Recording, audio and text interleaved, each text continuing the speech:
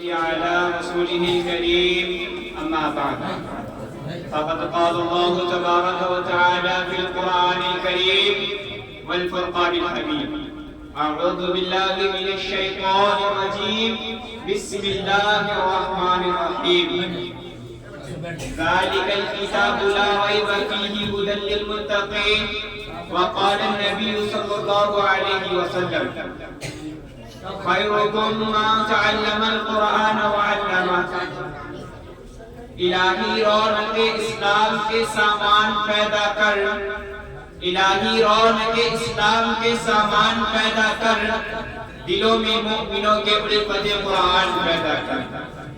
محترم حضرات اور سامعین کرام، آج کی اس محفل میں اور آج کے اس مبارک اجلاس میں میرا موضوع سخن دنیا کی سب سے مقدس اور پاکیزہ کتاب قرآن پاک ہے۔ ہمیں چڑھتے سورج کی طرح یقین ہے کہ اس کا ایک ایک حرف سچا اور صادق ہے۔ وہ قرآن پاک جس کی زبان مقدس، بیان مقدس اور جو فصاحت و بلاغت کا ٹھاٹھے مارتا سمندر ہے، جس کے متعلق ارشاد ربانی ہے قرآن پاک وہ کتاب ہے جس کے صادق اور برحق ہونے میں کوئی شک و شبہ نہیں، جس کے بارے میں محسن انسانیت حضور پاک صلی اللہ علیہ وسلم نے ارشاد فرمایا تم میں سے بہتر شخص وہ ہے جو قرآن سیکھے اور سکھائے۔ دعا کیجئے کہ خداوند قدوس ہم سب کو قرآن پاک کی دولت سے مالا مال فرمائے۔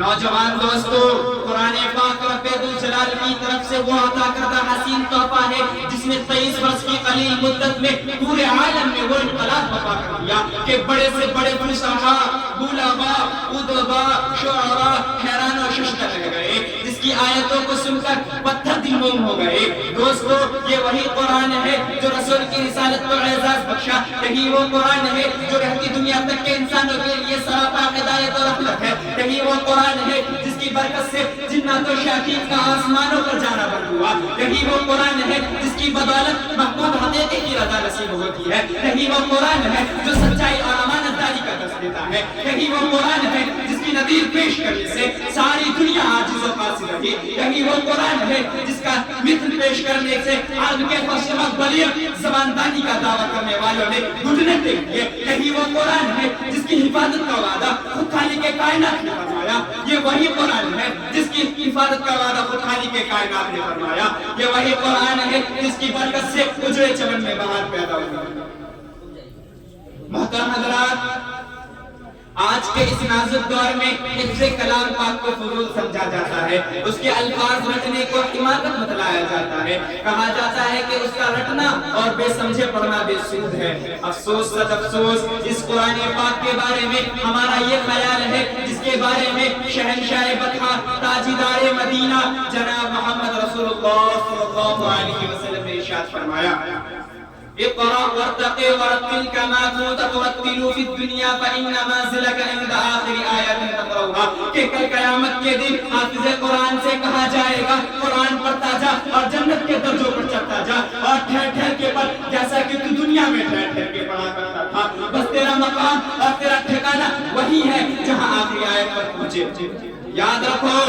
یہ قرآن دنیا کی سب سے بڑی نعمت ہے، یہ زمین و آسمان، چاند و سورج، ستارے کوئی اس نعمت کا مقابلہ نہیں کر سکتے۔ یہ قرآن رب کائنات کا مقدس اور عظیم کلام ہے، اور کیوں نہ ہو کہ جب کہ اس کا اتارنے والا ہمیں، جس کے ذریعے اتارا گیا وہ بھی ہمیں، جس ذات پر نازل ہو وہ بھی ہمیں، جس مقام پر نازل ہو وہ بھی ہمیں، جس مہینے میں نازل ہو تمام مہینوں سے افضل، جس رات میں نازل ہو وہ 1000 راتوں سے افضل۔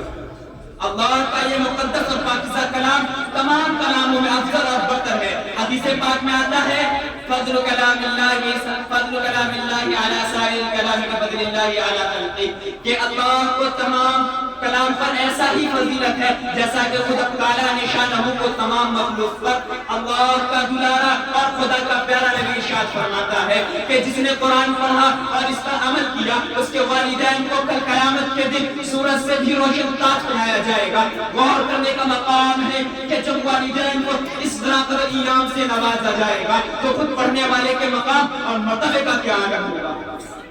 حضرات،